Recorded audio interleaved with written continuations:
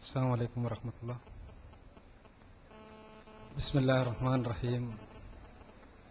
الحمد لله رب العالمين، والصلاة والسلام على أشرف المرسلين وعلى آله وصحبه أجمعين، أما بعد. أعوذ بالله من الشيطان الرجيم. بسم الله الرحمن الرحيم. ويل لكل همزة لمزة الذي جمع مالا وعدده يحسب أن ماله أخلده كلا لينبذن في الحطمة.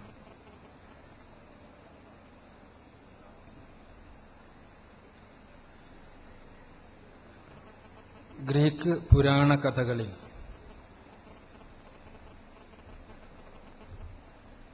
Narcissus എന്ന് പറഞ്ഞ ഒരു വേടന്റെ കഥയുണ്ട്. അതിസുന്ദരനായ നാർസിസസ് ഒരു ദിവസം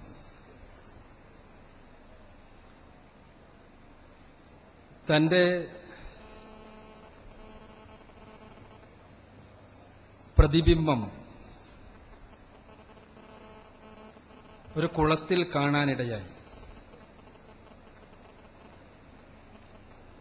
അന്നു മുതൽ നാർസിസസ് സ്വന്തം പ്രതിബിംബത്തെ, സ്വന്തത്തെ സ്നേഹിക്കാൻ തുടങ്ങി. ആ സ്നേഹം കാമമായി, പിന്നെ അതൊരു രോഗമായി, അവസാനം കുളത്തിലെ തന്റെ പ്രതിബിംബത്തെ പ്രാപിക്കുവാൻ വേണ്ടി കുളത്തിലേക്ക് എടുത്തു ചാടി മരണപ്പെടുന്ന നാർസിസസിന്റെ കഥ.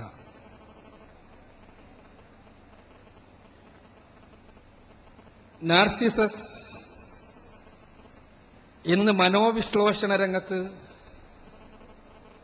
ഏറെ ഉപയോഗിക്കപ്പെടുന്ന ഒരു പദത്തിന്റെ തുടക്കക്കാരനാണ്. മനോവിശ്ലേഷണത്തിന്റെ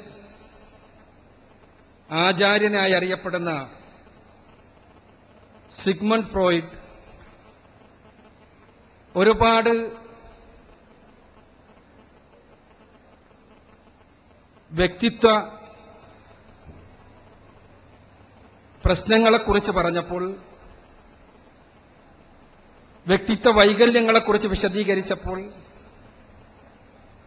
അദ്ദേഹം പ്രത്യേകം എടുത്തു പറഞ്ഞ് അദ്ദേഹം പേര് നൽകിയൊരു വ്യക്തിത്വ വൈകല്യമാണ് നാർസിസിസം. നാർസിസിസം എന്ന് പറഞ്ഞാൽ സ്വന്തത്തെ കാമിക്കലാണ്, സ്വന്തത്തെ സ്നേഹിക്കലാണ്. അത് വല്ലാതെ അതിര് കവിഞ്ഞ് ഒരുതരം ഭ്രാന്തമായ അവസ്ഥയിലെത്തലാണ്. സമകാലിക സമൂഹത്തെ അപഗ്രഥിച്ചുകൊണ്ട് പ്രമുഖ അമേരിക്കൻ സാമൂഹ്യ മനഃശാസ്ത്രജ്ഞനായ ക്രിസ്റ്റഫർ ലാച്ച് 1979 രചിച്ച പുസ്തകത്തിന്റെ തലക്കെട്ട് തന്നെ ദ കൾച്ചർ ഓഫ് നാർസിസിസം എന്ന, ആത്മാരാധനയുടെ സംസ്കാരമെന്നർത്ഥം. ആത്മാരാധന, സ്വന്തത്തെ ആരാധിക്കുന്ന അവസ്ഥ, സ്വന്തത്തെ കാമിക്കുന്ന അവസ്ഥ, ഇതാണ് ആധുനിക സംസ്കാരത്തിന്റെ സവിശേഷതയായി ക്രിസ്റ്റഫർ ലാച്ച് 1979 എടുത്ത് സൂചിപ്പിക്കുന്നത്. എന്താണ് സമകാലിക സമൂഹം? ഒരു സമൂഹത്തെ നാം അപഗ്രഥന വിധേയമാക്കുമ്പോൾ ആ സമൂഹത്തിന്റെ സംസ്കാരവും അതോടൊപ്പം തന്നെ ആ സമൂഹത്തിൽ നിലനിൽക്കുന്ന രാഷ്ട്രീയവും സാമൂഹ്യ ശാസ്ത്ര പഠനങ്ങളിൽ പ്രസക്തമാണ്. ആധുനിക സമൂഹത്തിന്റെ, നമ്മൾ ജീവിക്കുന്ന സമൂഹത്തിന്റെ സംസ്കാരമായി എടുത്തു പറയപ്പെട്ട നാർസിസിസത്തിന്റെ ആത്മാരാധനയുടെ സംസ്കാരത്തെക്കുറിച്ച്, ആത്മാരാധനയെക്കുറിച്ച് ആമുഖമായി ഞാൻ പറയാൻ കാരണം അതാണ്. ഇന്ന് നാം ജീവിച്ചുകൊണ്ടിരിക്കുന്നത് മുതലാളിത്ത പ്രധാനമായ ഒരു സമൂഹത്തിലാണ്. മുതലാളിത്തം നമ്മൾ ആവർത്തിച്ച് പ്രയോഗിക്കുന്ന ഒരു പദമാണ്. മുതലാളിത്തം എന്ന പദം സാമ്രാജ്യത്വം എന്ന പദം ഇതൊന്നും കേൾക്കാത്തവരായി പ്രയോഗിക്കാത്തവരായി ആരും തന്നെ ഉണ്ടാവുകയില്ല. എന്നാൽ എന്താണ് ഈ മുതലാളിത്തം? ഈ മുതലാളിത്തത്തിന്റെ സംസ്കാരം എന്താണ്? ഈ മുതലാളിത്തത്തിന്റെ രാഷ്ട്രീയം എന്താണ്? ഈ മുതലാളിത്തത്തിന്റെ സമൂഹ സങ്കല്പം എന്താണ്? ഇതെല്ലാം പറയുമ്പോൾ സ്വാഭാവികമായും നമ്മളെല്ലാം തെറ്റിദ്ധരിക്കുവാനിടയുണ്ട്. മുതലാളിത്തം ഒരു ദർശനമാണെന്ന്, ഒരു പ്രത്യയശാസ്ത്രമാണെന്ന്. അല്ലേ അല്ല. മുതലാളിത്തത്തിന്റെ ആദ്യ കൃതിയായി പറയപ്പെടുന്ന 1776 രചിക്കപ്പെട്ട ആഡം സ്മിത്തിന്റെ the wealth of nations, the wealth of nations ആണ് ആദ്യത്തെ മുതലാളിത്ത കൃതിയായി, മുതലാളിത്തത്തിന്റെ അടിത്തറ നിർമ്മിച്ച രചനയായി പറയപ്പെടാറുള്ളത്. പക്ഷേ നമ്മൾ അറിയേണ്ട ഒരു സത്യം, ആഡം സ്മിത്തിന് മുതലാളിത്തത്തെക്കുറിച്ച് ഒന്നും അറിയില്ലായിരുന്നു എന്നുള്ളതാണ്. അഥവാ ക്യാപിറ്റലിസം എന്ന നമ്മൾ മുതലാളിത്തം എന്ന് വിളിക്കുന്ന പദത്തിന്റെ പരിഭാഷയായ ഇംഗ്ലീഷ് പരിഭാഷയായ ക്യാപിറ്റലിസം, ആ പദം പ്രയോഗിക്കാൻ ആരംഭിക്കുന്നത് പോലും ആഡം സ്മിത്ത് മരണപ്പെട്ടതിന് 2 വർഷങ്ങൾക്ക് ശേഷമാണ് ലോകത്ത് എന്നുള്ളതാണ് യാഥാർത്ഥ്യം. ആരാണ് മുതലാളിത്തത്തിന്റെ സൈദ്ധാന്തികൻ? മാർക്സിസത്തിന് കാൾ മാർക്സും എംഗൽസും ഉള്ളതുപോലെ ബുദ്ധമതത്തിന് ശ്രീബുദ്ധൻ അടിസ്ഥാന ദാർശനികനായതുപോലെ ലോകത്ത് നിലനിൽക്കുന്ന ഏത് ദർശനത്തിനും തത്വശാസ്ത്രത്തിനും ചില അടിസ്ഥാനപരമായി അതിന്റെ സിദ്ധാന്തങ്ങൾ ഉണ്ടാക്കിയ വ്യക്തികളുണ്ടാകും. എന്നാൽ ക്യാപിറ്റലിസത്തിന്റെ സൈദ്ധാന്തികനാരാണ്? ഈ ചോദ്യത്തിന് ഉത്തരമായി പറയപ്പെടാറുള്ളത് ആഡം സ്മിത്ത് എന്നാണ്. എന്നാൽ ആഡം സ്മിത്തിന് ക്യാപിറ്റലിസത്തെക്കുറിച്ച് അറിയാമായിരുന്നില്ല. ക്യാപിറ്റലിസം ഒരു ദർശനം എന്നുള്ള നിലക്ക് തന്തയില്ലാത്ത ദർശനമാണ് എന്നർത്ഥം. പിതാവില്ലാത്ത ദർശനം. പിതാവില്ലാത്ത ദർശനത്തിന് എപ്പോഴും ഉൽപ്പാദിപ്പിക്കാൻ കഴിയുക പിതൃരഹിതമായ സംസ്കാരത്തെയായിരിക്കും. ഇത് ഞാൻ പറയുമ്പോൾ ഏതെങ്കിലും ഒരു സമൂഹത്തെ കേവലമായ മുൻധാരണയുടെ അടിസ്ഥാനത്തിൽ തെറി പറയാൻ വേണ്ടിയുള്ള ഒരു പ്രയോഗമല്ല. മറിച്ച് ഇൻസ്റ്റിറ്റ്യൂട്ട് ഓഫ് അമേരിക്കൻ വാല്യൂസ് എന്ന സംഘടന, അമേരിക്കൻ മൂല്യങ്ങളെ പഠിപ്പിക്കുവാൻ വേണ്ടിയുള്ള സംഘടന എന്നാണല്ലോ നമ്മൾ അതിനെ മലയാള ഭാഷാന്തരണം പറയേണ്ടത്. ഇൻസ്റ്റിറ്റ്യൂട്ട് ഓഫ് അമേരിക്കൻ വാല്യൂസ് എന്ന സംഘടനയുടെ ചെയർമാൻ ഡേവിഡ് ബ്ലാങ്കൻഹോൺ എഴുതിയ ഒരു പുസ്തകമുണ്ട്. ആ പുസ്തകത്തിന്റെ തലക്കെട്ട് തന്നെ ഫാദർലെസ് അമേരിക്ക എന്നാണ്. പിതാവില്ലാത്ത അമേരിക്ക എന്ന് ശുദ്ധ മലയാളത്തിൽ. ഒരൽപ്പം പ്രാകൃതത്വം കലർത്തിയാൽ തന്തയില്ലാത്ത അമേരിക്ക എന്ന് പറയേണ്ടി വരും. എന്തുകൊണ്ട് അദ്ദേഹം ഇത് പറഞ്ഞു? യഥാർത്ഥത്തിൽ മുതലാളിത്തം ഒരു ദർശനം എന്നുള്ള നിലക്ക് പിതൃരഹിതമാണ് എന്ന് പറയുമ്പോൾ ഒരു ദർശനം, ആ തത്വശാസ്ത്രത്തിന്റെ അടിത്തറ രൂപപ്പെടുന്നത് മനുഷ്യ മനസ്സിലെ സ്വാർത്ഥത എന്ന വികാരത്തിലാണ്. ആഡം സ്മിത്ത് തന്റെ പുസ്തകത്തിൽ പറയുന്ന ഒരു കാര്യം മാർക്കറ്റിനെ സ്നിഗ്ധമാക്കുന്ന കാര്യങ്ങളെക്കുറിച്ചാണ്. മാർക്കറ്റിനെ സ്നിഗ്ധമാക്കണമെങ്കിൽ, മാർക്കറ്റ് മുന്നോട്ട് പോകണമെങ്കിൽ റൊട്ടിക്കാരനും വീഞ്ഞുകാരനും അതേപോലെ തന്നെ ഏതൊരു കച്ചവടം ചെയ്യുന്നയാൾക്കും അയാളുടെ മനസ്സിൽ സ്വാർത്ഥതയുണ്ടായിരിക്കണം. മാർക്കറ്റിനെ സ്നിഗ്ധമാക്കുന്ന ഈ സ്വാർത്ഥതാ വികാരത്തെ അദ്ദേഹം invisible hand behind the market എന്ന് പറഞ്ഞു വെച്ചു. അഥവാ മാർക്കറ്റ് നിലനിൽപ്പിന് പിന്നിലുള്ള ദൃഷ്ടിഗോചരമല്ലാത്ത, കാണാൻ കഴിയാത്ത കൈ എന്നർത്ഥം. ഇങ്ങനെ ആരംഭിച്ച ഈ ദൃഷ്ടിഗോചരമല്ലാത്ത കയ്യെ സിദ്ധാന്തവൽക്കരിച്ചത് പിൽക്കാലഘട്ടത്തിലെ ലെയ്സേ ഫെയർ സിദ്ധാന്തത്തിന്റെ വക്താക്കളാണ്. അതായത് എല്ലാം അടിത്തറ എങ്ങനെയാണ് മനുഷ്യ മനസ്സിലുള്ള സ്വാർത്ഥതയെ കൂടുതൽ ശക്തമായി ഉദ്ദീപിപ്പിച്ച് വസ്തുക്കളെ വിൽക്കുവാൻ കഴിയും എന്നുള്ളതായിരുന്നു എക്കാലഘട്ടത്തിലെയും ലെയ്സേ ഫെയർ സിദ്ധാന്തങ്ങളുടെ, സാമ്പത്തിക ഉദാരീകരണ സിദ്ധാന്തങ്ങളുടെ മുഴുവനും സൈദ്ധാന്തികരുടെ ശ്രദ്ധ അതിലായിരുന്നു.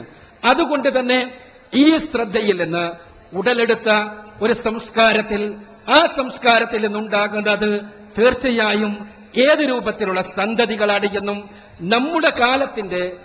നമ്മുടെ കാലത്ത് നമ്മളിൽ അടിച്ചേൽപ്പിക്കുവാൻ പരിശ്രമിച്ചുകൊണ്ടിരിക്കുന്ന സംസ്കാരം എന്താണ് എന്ന് നാം തിരിച്ചറിയാൻ ആരംഭിക്കുമ്പോഴാണ് ആ സംസ്കാരത്തിന് ഏത് രൂപത്തിലുള്ള പ്രതിരോധമാണ് നമ്മൾ ഉണ്ടാക്കേണ്ടത് എന്ന് നമുക്ക് തിരിച്ചറിയാൻ കഴിയുക.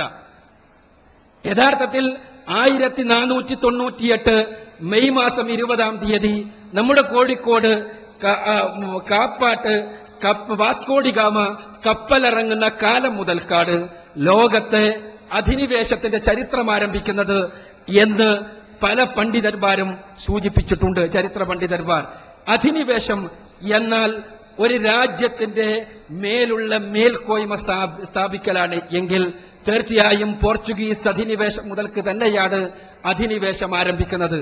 അതോടനുബന്ധിച്ച് ലോകത്ത് കോളണികളുണ്ടായി. കോളണികൾ ഒരുപാടുണ്ടായി, ഞാൻ വിശദീകരിക്കുന്നില്ല.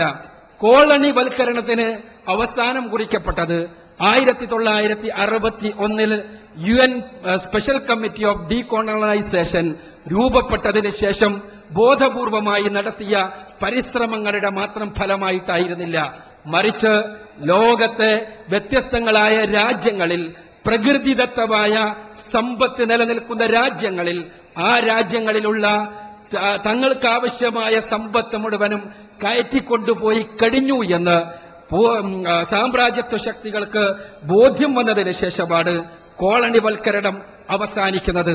1961 യുഎന്നിന്റെ സ്പെഷ്യൽ കമ്മിറ്റി ഓഫ് ഡീകോളണൈസേഷൻ ഉണ്ടായിക്കഴിഞ്ഞതിന് ശേഷം ലോക രാഷ്ട്രീയത്തിലും ലോക സമ്പദ്ഘടനയിലും ഉണ്ടായ ഒരുപാട് മാറ്റങ്ങൾ നമ്മൾ സൂക്ഷ്മമായി നിരീക്ഷിക്കുമ്പോഴാണ് ആധുനിക സംസ്കാരവും ആ സംസ്കാരം പ്രതിനിധാനം ചെയ്യുന്ന യഥാർത്ഥത്തിലുള്ള ലക്ഷ്യവും നമുക്ക് കൃത്യമായി മനസ്സിലാവുകയുള്ളൂ. ഞാൻ പറഞ്ഞു വരുന്നത് നേരത്തെ ഇവിടെ സൂചിപ്പിക്കപ്പെട്ടതുപോലെ മാർക്കറ്റിൽ നിലനിൽക്കുന്ന സ്വാർത്ഥത എന്ന വികാരത്തെ പരമാവധി ഉദ്ദീപിപ്പിച്ചുകൊണ്ട് എങ്ങനെയാണ് വസ്തുക്കളെ വിപണനം ചെയ്യുക എന്നുള്ളതാണ് മാർക്കറ്റിംഗിന്റെ മുതലാളിത്തത്തിന്റെ അടിസ്ഥാനപരമായ തത്വശാസ്ത്രം.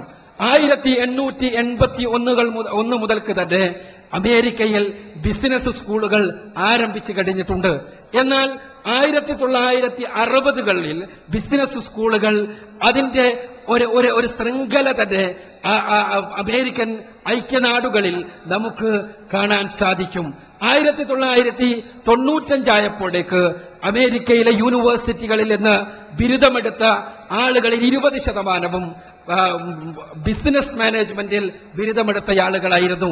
അതേപോലെ തന്നെ അവിടെയുള്ള യൂണിവേഴ്സിറ്റികളിൽ നിന്ന് PG ലഭിച്ച ആളുകളിൽ 23% ബിസിനസ് മാനേജ്മെന്റിൽ PG ലഭിച്ച ആളുകളായിരുന്നു. ബിസിനസ് മാനേജ്മെന്റിൽ പഠിക്കപ്പെടുന്ന ഒരുപാട് വിഷയങ്ങളുണ്ട്. അതിൽ പ്രധാനപ്പെട്ട ഒന്നാണ് മാർക്കറ്റിംഗ്. എന്താണ് ഈ മാർക്കറ്റിംഗ്? മാർക്കറ്റിംഗിനെ കുറിച്ച് ഏറ്റവും സൂക്ഷ്മമായി മാർക്കറ്റിംഗ് രംഗത്തെ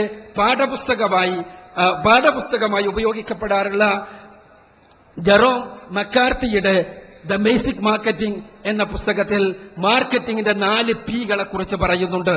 ഒന്ന് പ്രോഡക്റ്റ് ആണ്, മറ്റൊന്ന് പ്ലേസ് ആണ്, മറ്റൊന്ന് പ്രൈസ് ആണ്, മറ്റൊന്ന് പ്രൊമോഷനാണ്. ഈ 3 കാര്യങ്ങൾ 3 Pകളും നമ്മൾ തൽക്കാലം ചർച്ചയിൽ നിന്ന് മാറ്റിവെക്കുക. അവസാനം ഞാൻ പറഞ്ഞ പ്രൊമോഷൻ. എങ്ങനെയാണ് പ്രൊമോഷൻ എന്ന കാര്യം നിർവഹിക്കപ്പെടുന്നത്? എന്താണ് ഈ പ്രൊമോഷൻ?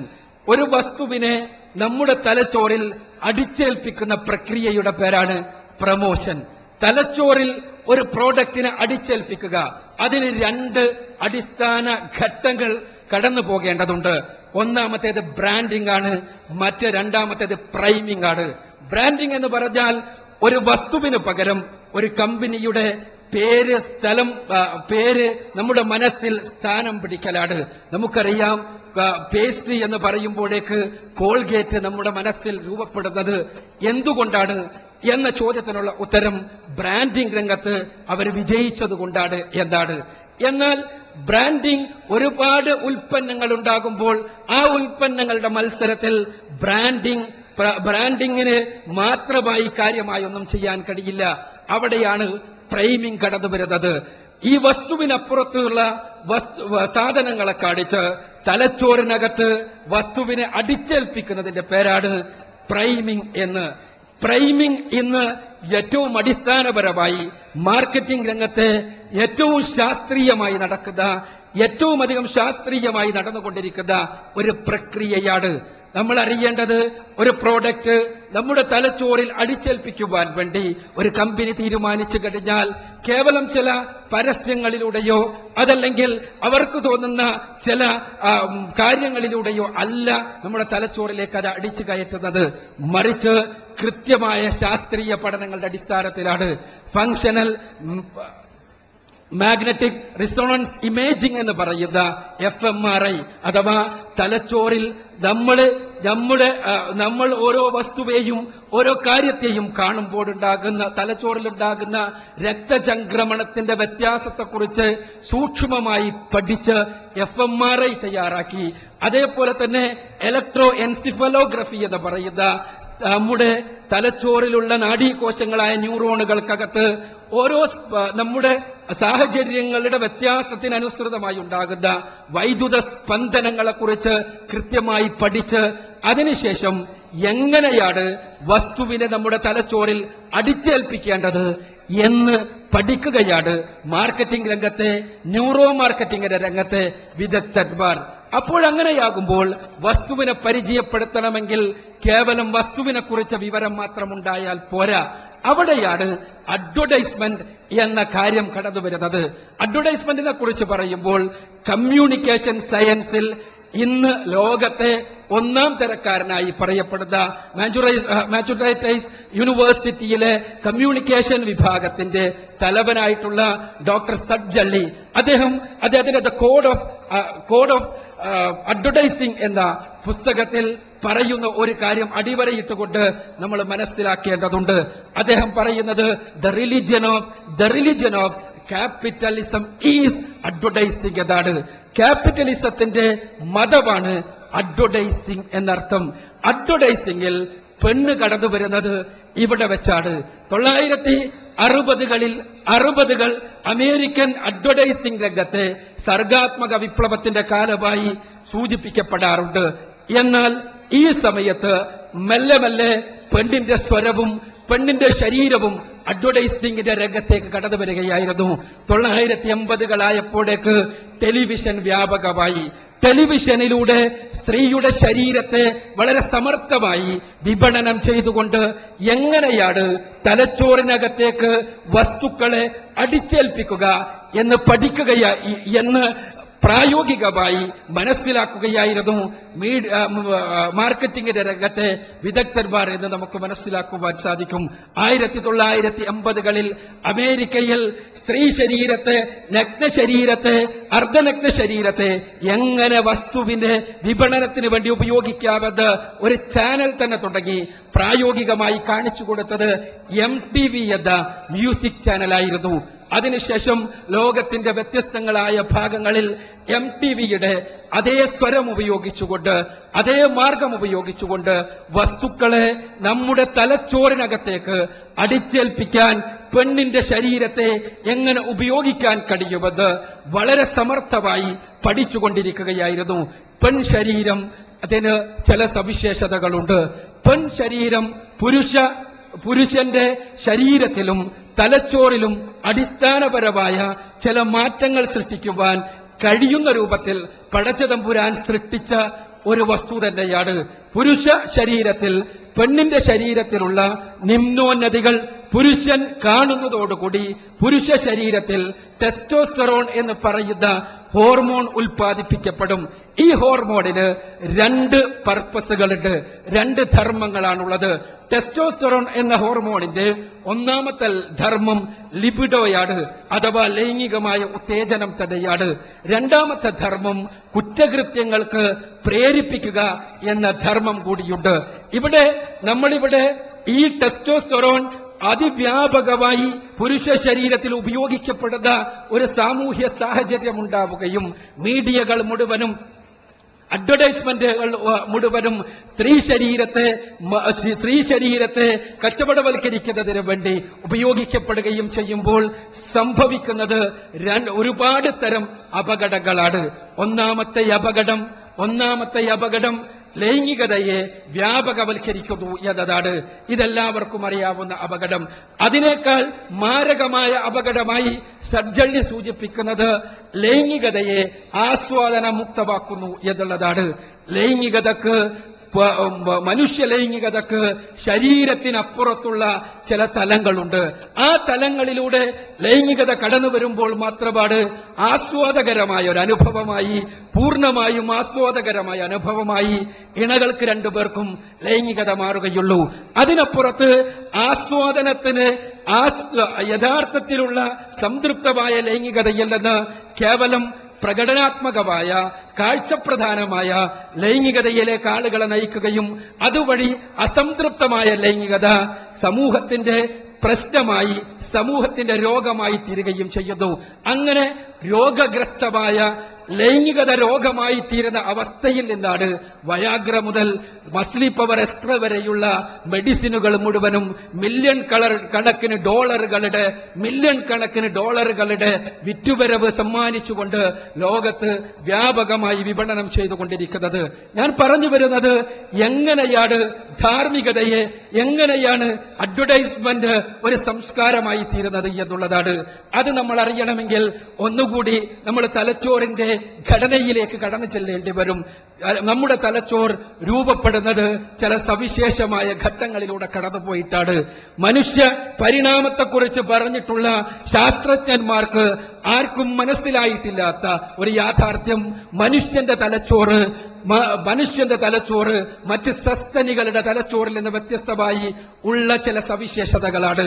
ആ സവിശേഷതകളിൽ ഒന്ന്, മനുഷ്യ ജനിക്കുമ്പോൾ അതിന്റെ പ്രായപൂർത്തിയെത്തിയ തലച്ചോറിന് എത്ര വെയിറ്റ് ഉണ്ടോ അതിന്റെ ഏകദേശം 4/1 വെയിറ്റ് മാത്രമേ, 5/1 വെയിറ്റ് മാത്രമാണ്, 5/1 മാസ് മാത്രമാണ് ജനിക്കുമ്പോഴുള്ള കുഞ്ഞിന്റെ തലച്ചോറിനുള്ളത് എന്നുള്ളതാണ്. മറ്റു ജീവികൾക്കെല്ലാം 50%, മറ്റ് സസ്തനികൾക്കെല്ലാം 50% അതല്ലെങ്കിൽ അതിലധികമോ വെയിറ്റ് ഉള്ളപ്പോ മനുഷ്യ കുഞ്ഞിന്റെ തലച്ചോറ് ഏകദേശം 360 ഗ്രാം ജനിക്കുമ്പോഴുണ്ടെങ്കിൽ പ്രായപൂർത്തിയെത്തിയ ഒരു മനുഷ്യന്റേത് 1470 ഗ്രാമാണ്. ഈ ഒരു വളർച്ച എങ്ങനെയാണ് എന്നുള്ളത് പഠിക്കേണ്ട വിഷയമാണ് വിദ്യാർത്ഥികൾ എന്നുള്ള നിലക്ക്, സമകാലിക സംസ്കാരത്തെക്കുറിച്ച് പഠിക്കുന്നവർ എന്നുള്ള നിലക്ക് വളരെ ഗൗരവതരമായി പഠിക്കേണ്ട വിഷയമാണ്. ഈ വളർച്ച ന്യൂറോണുകൾ, തലച്ചോറിലെ കോശങ്ങൾ ഒരു കുഞ്ഞ് ജനിക്കുമ്പോൾ 10,000 കോടി ന്യൂറോണുകളുമായിട്ടാണ് ജനിക്കുന്നത്. പ്രായപൂർത്തിയെത്തിയ ഒരാളുടെ തലച്ചോറിലും 10,000 കോടി ന്യൂറോണുകൾ മാത്രമേയുള്ളൂ. ന്യൂറോണുകളുടെ എണ്ണത്തിൽ വ്യത്യാസമുണ്ടാകുന്നില്ല എന്നർത്ഥം. എന്നാൽ ന്യൂറോണുകൾ തമ്മിൽ ബന്ധിപ്പിക്കുന്ന ആ ബന്ധത്തിലാണ്, അതല്ലെങ്കിൽ ന്യൂറോണുകളുടെ ജംഗ്ഷനാണ്, 2 ന്യൂറോണുകൾ തമ്മിൽ ബന്ധിപ്പിക്കുന്ന ജംഗ്ഷനാണ് സിനാപ്സ് എന്ന് പറയുക. ഈ സിനാപ്സ് ഒരു കുഞ്ഞ് ജനിക്കുമ്പോൾ ഓരോ ന്യൂറോണും ഏകദേശം 2500 സിനാപ്സുകൾ ഉണ്ടാക്കിയിരിക്കും. അതിനർത്ഥം ഓരോ ന്യൂറോണും 2500 ന്യൂറോണുകളുമായി ബന്ധം സ്ഥാപിച്ചുകൊണ്ടാണ് കുഞ്ഞ് ജനിക്കുന്നത് എന്നാണ്. എന്നാൽ 3 വയസ്സുള്ള ഒരു കുഞ്ഞിനെ പരിശോധിച്ചാൽ ഓരോ ന്യൂറോണും 15,000 മറ്റു ന്യൂറോണുകളുമായി ബന്ധം സ്ഥാപിച്ചിട്ടുണ്ടാകും. അഥവാ 15,000-ഓളം സിനാപ്സുകൾ രൂപപ്പെട്ടിട്ടുണ്ടാകും. പ്രായപൂർത്തിയെത്തിയ അല്ലെങ്കിൽ ഒരു 12 വയസ്സുള്ള അഡോളസൻസിലെത്തിയ കുട്ടിയുടെ തലച്ചോറ് പരിശോധിച്ചാലാകട്ടെ ഏകദേശം 7,000-ഓളം സിനാപ്സുകൾ മാത്രമേ ഉണ്ടാവുകയുള്ളൂ. അഥവാ 2,500 നിന്ന് തുടങ്ങി 3 വയസ്സാകുമ്പോഴേക്ക് 15,000 ആവുകയും പിന്നീട് പിന്നോട്ട് പോയി 7,000-ലെത്തുകയും ചെയ്യുന്നു. എന്നാൽ 12 വയസ്സിന് ശേഷമുള്ള കുഞ്ഞിലെ തലച്ചോറിലുള്ള സിനാപ്സുകളുടെ എണ്ണത്തിൽ കാര്യമായ വ്യത്യാസമൊന്നും ഉണ്ടാകുന്നില്ല. ഇത് ഞാൻ പറഞ്ഞത് എന്തുകൊണ്ടെന്ന് വെച്ചാൽ സിനാപ്സുകൾക്കകത്താണ് വിവരങ്ങൾ, നമ്മൾ ഇപ്പോൾ ഇവിടെ പലർക്കും ചർച്ച ചെയ്ത ഇൻഫോർമേഷൻ ശേഖരിക്കുന്നത്. ഈ ഇൻഫോർമേഷൻ ഉപയോഗിച്ചുകൊണ്ടാണ് അറിവ് എന്ന സങ്കല്പത്തിലേക്ക്, അറിവ് എന്ന സംജ്ഞയിലേക്ക് ആളുകൾ എത്തുന്നത്. ഈ സിനാപ്സുകൾക്കകത്ത് ശേഖരിക്കപ്പെടുന്ന ഇൻഫോർമേഷൻ എന്തടിസ്ഥാനത്തിലുള്ളതാണോ അതിന്റെ അടിസ്ഥാനത്തിലുള്ളതായിരിക്കും കുട്ടിയുടെ സംസ്കാരം എന്ന് ഇന്ന് എടുത്തു പറയുകയാണ് അമേരിക്കൻ സൈക്കാട്രിക് അസോസിയേഷനെ പോലെയുള്ള സംഘങ്ങൾ. വളരെ ചുരുക്കി പറഞ്ഞാൽ 3 വയസ്സുവരെയുള്ള സമയത്ത് കുട്ടിയുടെ തലച്ചോറിന്റെ ഹാർഡ്വെയർ രൂപപ്പെടുത്തുമെന്നും 10 വയസ്സാകുമ്പോഴേക്ക് അല്ലെങ്കിൽ 12 വയസ്സാകുമ്പോഴേക്ക് അഡോളസൻസിലെത്തുമ്പോഴേക്ക് കുട്ടിയുടെ തലച്ചോറിന്റെ സോഫ്റ്റ്വെയറും അടിസ്ഥാന പ്രോഗ്രാമുകളും രൂപപ്പെടുത്തുമെന്നും അതിനുശേഷം ഉള്ള പ്രോഗ്രാം അനുസരിച്ച് പ്രവർത്തിക്കുക മാത്രമാണ് ചെയ്യുന്നത് എന്നും വിശദീകരിക്കപ്പെടുകയാണ്. ഒന്നുകൂടി അടുക്കളയുടെ ഭാഷയിൽ പറഞ്ഞാൽ 3 വയസ്സിന്റെ ഉള്ളിൽ നമ്മൾ ജനിക്കുന്ന കുഞ്ഞ് യഥാർത്ഥത്തിൽ ഒരൽപ്പം ഗോതമ്പ് പൊടി മാത്രമാണ്, ഗോതമ്പ് മാവ് മാത്രം. ആ ഗോതമ്പ് മാവായ കുഞ്ഞിനെ ആ കുഞ്ഞിന്റെ എന്താണ് അതിൽ നിന്ന് ഉണ്ടാക്കേണ്ടത്, എന്താണ് നമ്മൾ ഉണ്ടാക്കേണ്ടത്, ചപ്പാത്തിയാണെങ്കിൽ ഭൂരിയാണെങ്കിൽ നെയ്യപ്പമാണെങ്കിൽ അതിനനുസരിച്ചുള്ള വസ്തുക്കൾ ചേർത്തെടുത്ത് കുഴച്ചെടുത്ത് പാകപ്പെടുത്തേണ്ട സമയമാണ് 3 വയസ്സുവരെയുള്ള സമയം. അതിനുശേഷം 10 വയസ്സുവരെയുള്ള സമയം അത് പരത്തിയെടുത്ത് ചുട്ടെടുക്കേണ്ട സമയമാണ്. അതിനുശേഷമുള്ള സമയം ആ ചുട്ടെടുത്ത വസ്തു ഭക്ഷിക്കേണ്ട ഉപയോഗിക്കേണ്ട സമയമാണ് എന്ന് ചുരുക്കം. ഇവിടെ ഞാനിത് പറയുമ്പോൾ യഥാർത്ഥത്തിൽ 3 വയസ്സുവരെയുള്ള സമയത്ത് കുട്ടിയുടെ ജീവിതത്തിലെ അടിസ്ഥാന ധാർമ്മികത രൂപപ്പെടുന്നു എന്നുള്ള വസ്തുതയാണ് അമേരിക്കൻ സൈക്കാട്രിക് അസോസിയേഷനെ പോലെയുള്ള സംഘങ്ങൾ നമ്മുടെ മുന്നിൽ സൂചിപ്പിക്കുന്നത്.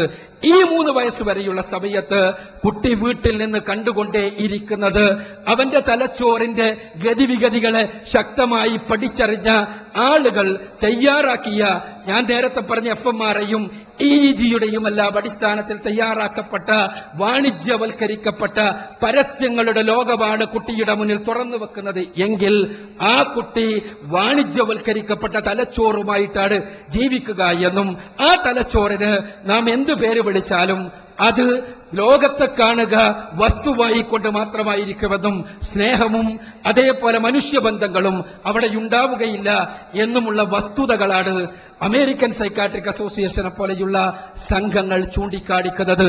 ഇതിന്റെ അടിസ്ഥാനത്തിൽ വളർന്നു വരുന്ന ഒരു സമൂഹത്തിന്റെ ചിത്രം കൂടി നമ്മൾ അറിയുമ്പോഴാണ് അതിന്റെ ഭീകരത നമുക്ക് മനസ്സിലാവുകയുള്ളൂ.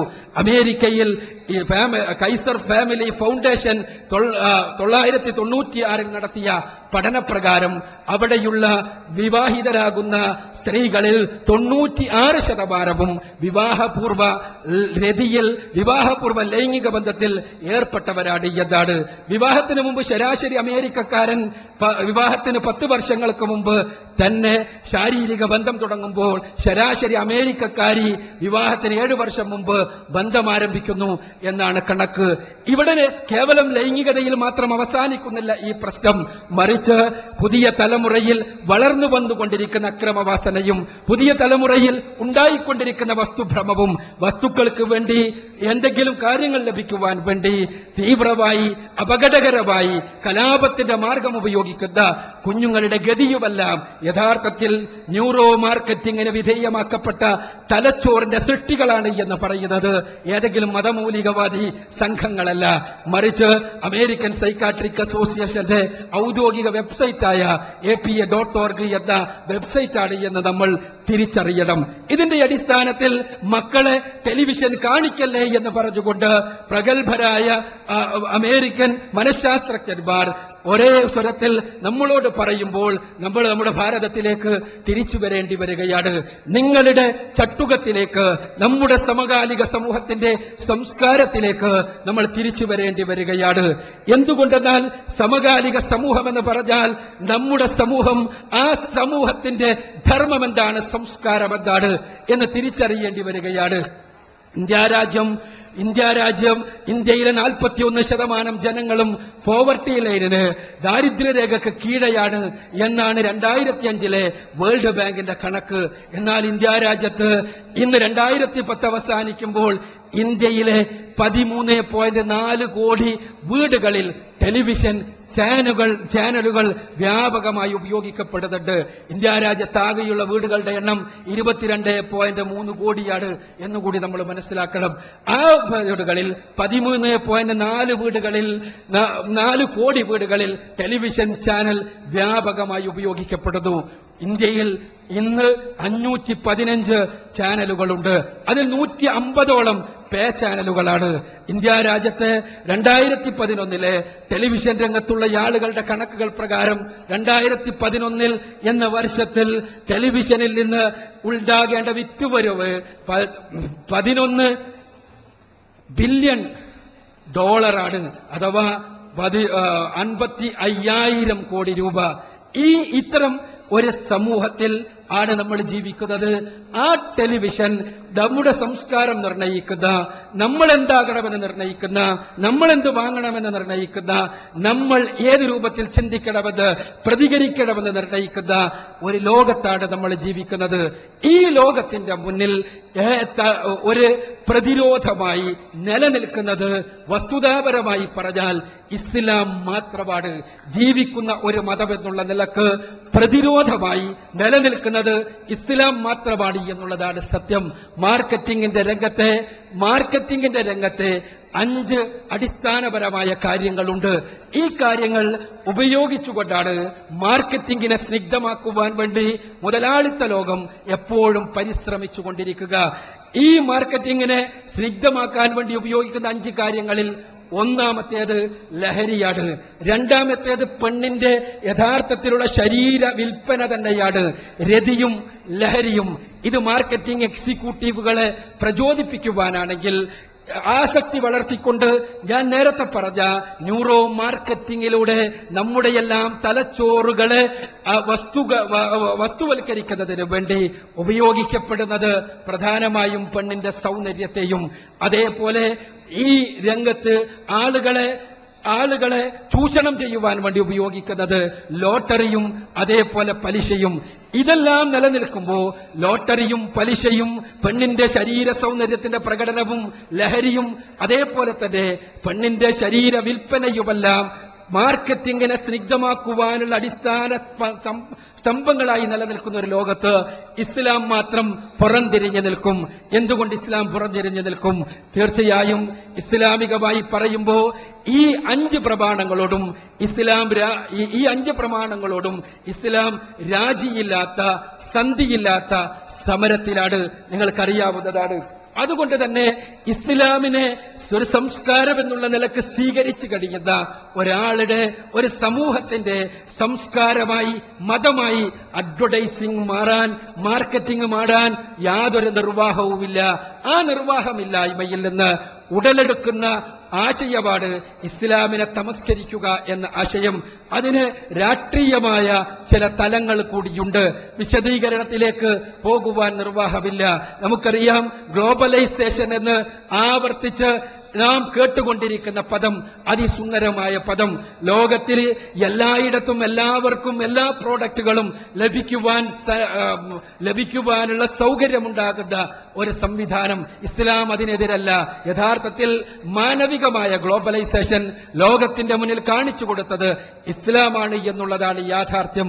8-ാം നൂറ്റാണ്ട് മുതൽ 13-ാം നൂറ്റാണ്ട് വരെയുള്ള കാലത്ത് ലോകവ്യാപകമായി നിലനിന്ന മിഡീവൽ ഗ്രീൻ റെവല്യൂഷൻ എന്ന് ചരിത്രകാരന്മാർ എഴുതി വെച്ചിട്ടുള്ള മധ്യകാല ഹരിത വിപ്ലവം എന്ന് എഴുതി വെച്ചിട്ടുള്ള വിപ്ലവം, അഥവാ ലോകത്തിന്റെ വ്യത്യസ്തങ്ങളായ പ്രദേശങ്ങളിലുള്ള ആളുകൾക്ക് പരസ്പരം കൊള്ളക്കൊടുക്കകൾ നടത്തി, കച്ചവടം നടത്തി, നീതിനിഷ്ഠമായ കച്ചവടം എങ്ങനെ നടത്തണമെന്ന് കൃത്യമായി കാണിച്ചു കൊടുത്ത ഇസ്ലാമിക ആദർശം, പ്രായോഗികമായി കാണിച്ചു കൊടുത്ത ഇസ്ലാമിക ആദർശം യഥാർത്ഥത്തിലുള്ള ഗ്ലോബലൈസേഷൻ അതായിരുന്നു. എന്നാൽ ഇന്നത്തെ ഗ്ലോബലൈസേഷന്റെ പിന്നിലുള്ള ചില അടിസ്ഥാനപരമായ ചതികൾ നമ്മൾ തിരിച്ചറിയുമ്പോഴാണ് എന്തുകൊണ്ടാണ് അവിടെയും ഇസ്ലാം പ്രതിക്കൂട്ടിൽ നിൽക്കുന്നത് എന്ന് നമുക്ക് മനസ്സിലാവുകയുള്ളൂ. ഇന്നത്തെ ഗ്ലോബലൈസേഷന്റെ പിന്നിലുള്ള ചതി നേരത്തെ വിഷയം നമ്മൾ അപഗ്രഥിച്ചതുപോലെ അപഗ്രഥിക്കപ്പെടേണ്ടതുണ്ട്. ഇപ്പോൾ ഇത്രമാത്രം നമ്മൾ അറിയുക,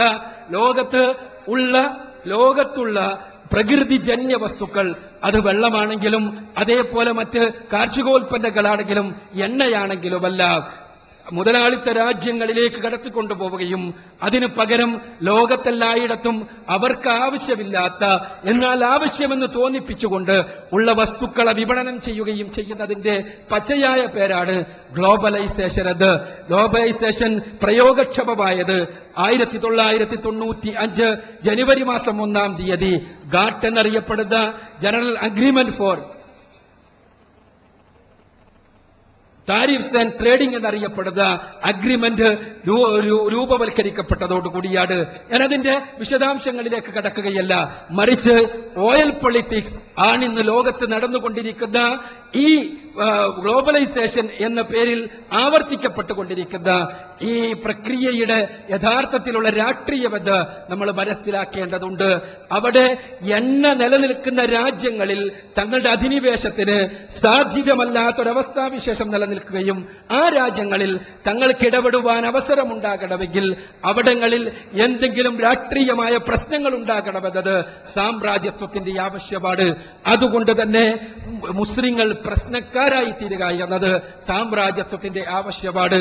അതിന് പറ്റിയ രൂപത്തിൽ നേരത്തെ പറഞ്ഞ മീഡിയയെ തന്നെ അഡ്വർടൈസ്മെന്റിലൂടെ മനുഷ്യ മനസ്സുകളെ തങ്ങളുടെ സംസ്കാരം അടിച്ചേൽപ്പിക്കുവാൻ വേണ്ടി ഉപയോഗപ്പെടുത്തിയ മീഡിയയെ തന്നെ മുതലാളിത്തം വ്യാപകമായി ഉപയോഗിക്കുന്നു. അതിന്റെ ഫലമായി മുസ്ലിങ്ങളെയും മുസ്ലിങ്ങളല്ലാത്തവരെയും രണ്ട് തലത്തിൽ നിർത്തിക്കൊണ്ട് ഇസ്ലാമിനെ കുറിച്ച് തെറ്റായ സങ്കല്പങ്ങൾ ഉണ്ടാക്കുന്നു.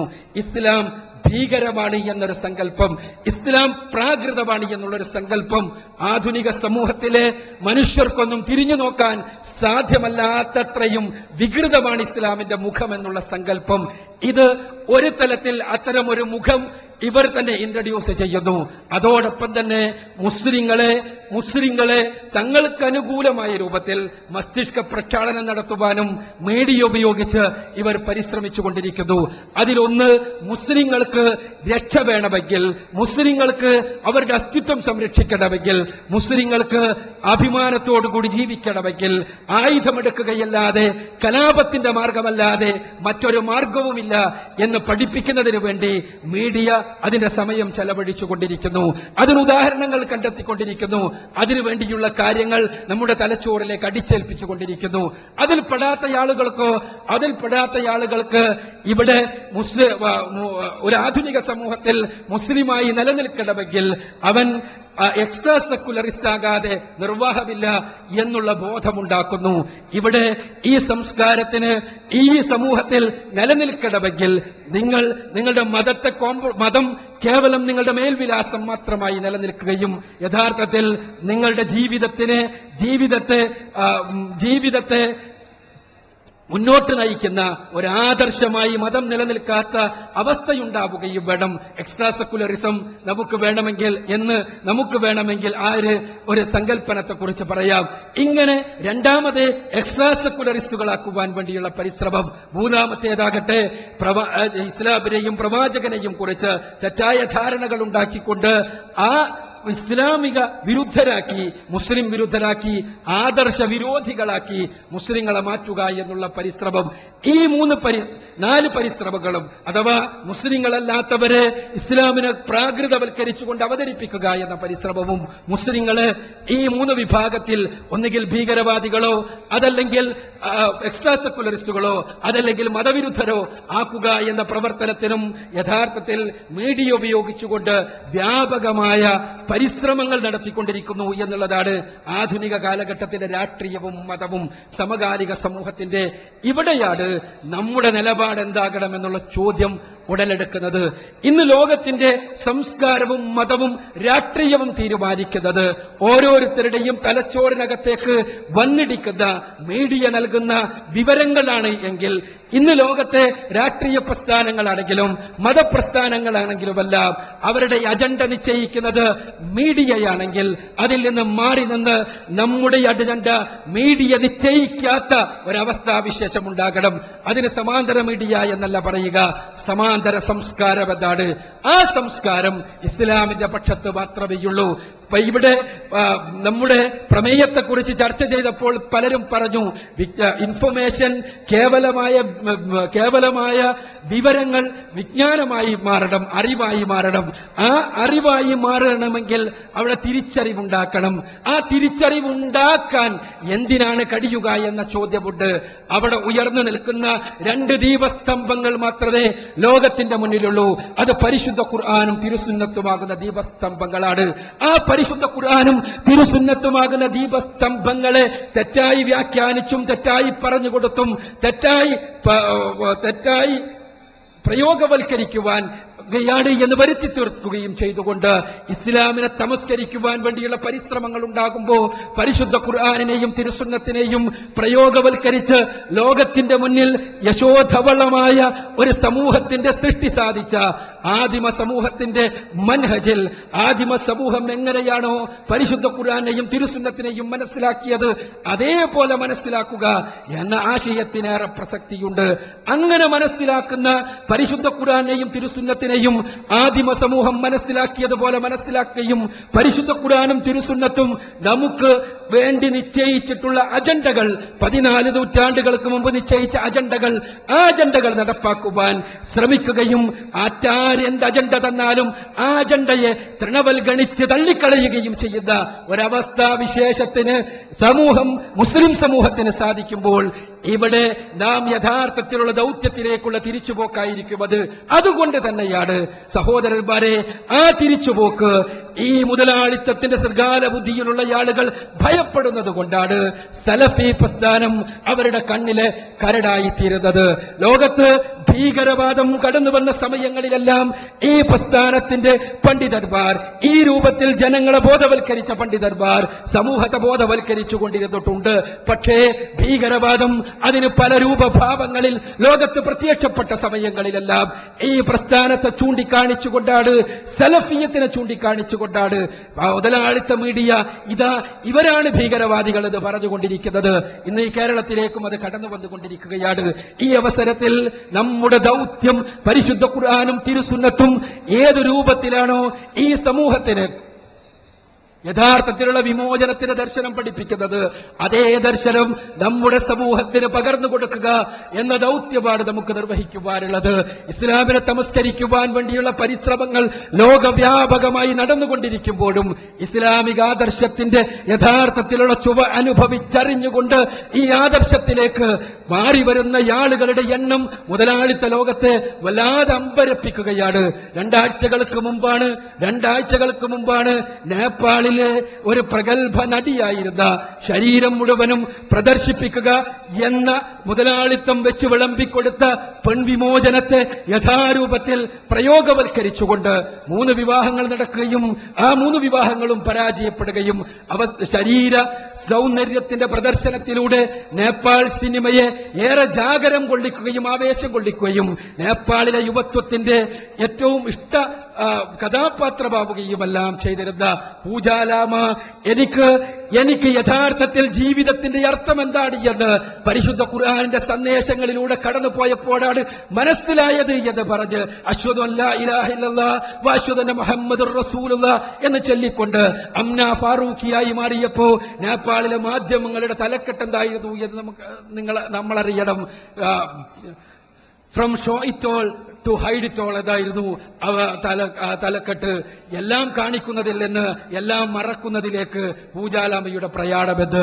ഞാനിത് പറയുന്നത് സഹോദരങ്ങളെ, ഇസ്ലാമിനെ തമസ്കരിക്കുവാനുള്ള സകല ശ്രമങ്ങളെയും അതിജയിച്ചുകൊണ്ട് പരിശുദ്ധ ഖുർആന്റെ തിരുസുന്നത്തിന്റെ വെളിച്ചം ഉപയോഗപ്പെടുത്തിക്കൊണ്ട് പ്രബോധനം നടത്തുന്ന ആളുകളുടെ ആ വെളിച്ചത്തിലേക്ക് ആളുകൾ ആകർഷിക്കപ്പെട്ട് കടന്നു വന്നുകൊണ്ടിരിക്കുന്ന സാഹചര്യത്തിൽ, കേരളത്തിലും അതേ പ്രതിഭാസങ്ങൾ ആവർത്തിച്ചുകൊണ്ടിരിക്കുന്ന സാഹചര്യത്തിൽ പ്രണയത്തെ ജിഹാദുമായി കൂട്ടിക്കുഴച്ചുകൊണ്ട് പ്രവാചകൻ സല്ലല്ലാഹു അലൈഹി വസല്ലമയെ ഭീകരനായി അവതരിപ്പിച്ചുകൊണ്ട് റസൂലുള്ളാഹി സല്ലല്ലാഹു അലൈഹി വസല്ലമക്കെതിരെ പല രൂപത്തിലുള്ള ആരോപണങ്ങൾ ഉന്നയിച്ചുകൊണ്ട് ക്യാമ്പസുകളിൽ, സാധാരണക്കാർക്കിടയിൽ, വിദ്യാർത്ഥികൾക്കിടയിൽ, മാധ്യമങ്ങൾക്കിടയിൽ, ബുദ്ധിജീവികൾക്കിടയിലെല്ലാം പ്രചാരണങ്ങൾ വ്യാപകമാകുകയാണ്. ഇവിടെ ഇതാ നമ്മിൽ നിന്ന് സമൂഹം ആവശ്യപ്പെടുന്ന, ഇസ്ലാം ആവശ്യപ്പെടുന്ന ഒരു ദൗത്യമുണ്ട്. യുരീദൂന അൻ യുത്ഫിഉ നൂറല്ലാഹി ബിഅഫ്വാഹിഹിം വയബല്ലാഹു ഇല്ലാ യുതിമ്മ നൂറഹു വലൗ കരിഹൽ കാഫിറൂൻ. അതെ, അവർ അല്ലാഹുവിന്റെ പ്രകാശത്തെയാണ് അവരുടെ നാവ് കൊണ്ട്, വായ കൊണ്ട് ഊതിക്കെടുത്താൻ ആഗ്രഹിക്കുന്നത്. ഇല്ല കേട്ടോ, അല്ലാഹു അവന്റെ പ്രകാശത്തെ പൂർത്തീകരിക്കാതെ വിടുകയില്ല. സത്യനിഷേധികൾ എത്ര വെറുത്താലും ശരി, അതെ, അല്ലാഹുവിന്റെ വാഗ്ദാനമാണത്. നാം ഓർക്കുക, നമ്മുടെ കൈകളിലുള്ളത് അല്ലാഹുവിന്റെ പ്രകാശം തന്നെയാണോ? പലരും അല്ലാഹുവിന്റേതാണ് ആണ് എന്ന് കരുതി പലരുടെ പല പ്രകാശങ്ങളെയും പല മെഴുകുതിരികളെയും ഉയർത്തിക്കാണിച്ച് ലോകത്തിന്റെ കൊടുങ്കാറ്റുകൾക്ക് മുന്നിൽ അത് കെട്ടുപോകുമ്പോ ഇതാ ഇസ്ലാം തകർന്നു പോയി എന്നും ഇസ്ലാം ആകെ പ്രശ്നത്തിലായി എന്നും പ്രതിസന്ധിയിലായി എന്നുമെല്ലാം ഏറെയേറെ വേവലാതിപ്പെട്ടുകൊണ്ടിരിക്കുന്ന സമയത്ത് നാം ചിന്തിക്കേണ്ടത് പരിശുദ്ധ ഖുർആനിനെയും തിരുസുന്നത്തിനെയും സലഫുകൾ മനസ്സിലാക്കിയ മാർഗത്തിൽ മനസ്സിലാക്കുക എന്ന അള്ളാഹുവിന്റെ പ്രകാശം, അള്ളാഹു പൂർത്തീകരിക്കുമെന്ന് പറഞ്ഞ പ്രകാശം, അള്ളാഹു കെടാൻ അനുവദിക്കുകയില്ല എന്ന് പറഞ്ഞ പ്രകാശം, അത് നമ്മുടെ കൈകളിലുണ്ടോ എന്നാണ്. അറിവ് സമാധാനത്തിന് എന്ന പ്രമേയം ഈ 2 ദിവസങ്ങളിൽ ചർച്ച ചെയ്യപ്പെട്ട് ക്യാമ്പസുകളിലേക്ക് കടന്നു ചെല്ലുമ്പോൾ യഥാർത്ഥത്തിലുള്ള ഈ വെളിച്ചവുമായി നാം കടന്നു ചെല്ലുമെങ്കിൽ നമ്മെ സമൂഹത്തിന് ആവശ്യമുണ്ട്, നമ്മെ ലോകത്തിന് ആവശ്യമുണ്ട്, പീഡിത സമൂഹങ്ങൾക്ക് ആവശ്യമുണ്ട്, ജീവിതത്തിന്റെ അർത്ഥമന്വേഷിക്കുന്ന എല്ലാവർക്കും നമ്മെ ആവശ്യമുണ്ട്. അതേ, ജീവിതത്തിന്റെ അർത്ഥമന്വേഷിക്കുന്ന ആളുകൾക്ക് ആ ആവശ്യം നിർവഹിക്കുവാൻ യഥാർത്ഥത്തിലുള്ള ഇസ്ലാമിന്റെ യഥാർത്ഥത്തിലുള്ള പ്രചാരകരായി തീരാൻ നാം പരിശ്രമിക്കുക. ആ സമകാലിക സമൂഹം നമ്മിൽ നിന്ന് ആവശ്യപ്പെടുന്നത് അതാണ്. സമകാലിക സമൂഹത്തിലെ സകല പ്രതിസന്ധികൾക്കുമുള്ള പരിഹാരം അതാണ്. അത് മനസ്സിലാക്കുക, അറിയിക്കുക. അള്ളാഹു അനുഗ്രഹിക്കട്ടെ. വാഖിറു ദഅവാന അൽഹംദുലില്ലാഹി റബ്ബിൽ ആലമീൻ. അസ്സലാമു അലൈക്കും.